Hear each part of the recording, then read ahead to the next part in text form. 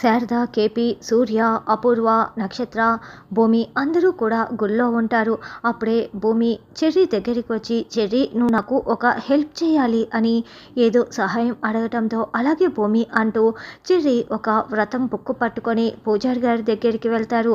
పూజారి గారు ఏర్పాట్లన్నీ బాగానే జరుగుతున్నాయా అని పూజారిని చెర్రీ మాటల్లో పెట్టేసి సత్యనారాయణ స్వామి వ్రతం బుక్కుని తీసేసుకొని అక్కడ వేరే వ్రతం బుక్కుని పెట్టేసి ఎవరు చూడకుండా మెల్లగా తప్పించుకు వెళ్తూ ఉంటాడు.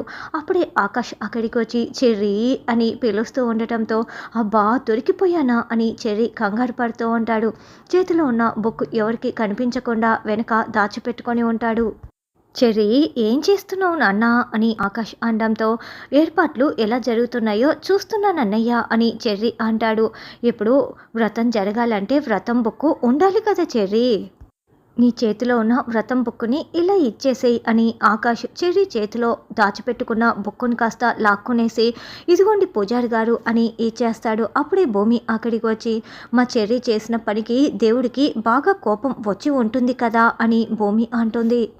చాలా కోపం వచ్చి ఉంటుందమ్మా, నువ్వు చెప్తున్నది నిజమే అని పూజారి గారు అంటే, స్వామివారు అంత కోపంతో ఉన్నప్పుడు మేము పూజ చేసినా కూడా ఆ ఫలితం మాకు దక్కదు కదా, ఈసారికి ఈ వ్రతం క్యాన్సిల్ చేసేసి ఇంకొకసారి పెట్టుకుందాం అని భూమి చెప్పగానే అపూర్వ, నక్షత్ర, సూర్య ముగ్గురు చాలా షాకింగ్గా చూస్తూ ఉంటే శారదకి ఏమీ అర్థం కాక ఎందుకు ఈ భూమి వ్రతం చేయొద్దని మాట్లాడుతోందని షాకింగ్గా చూస్తూ ఉంటుంది.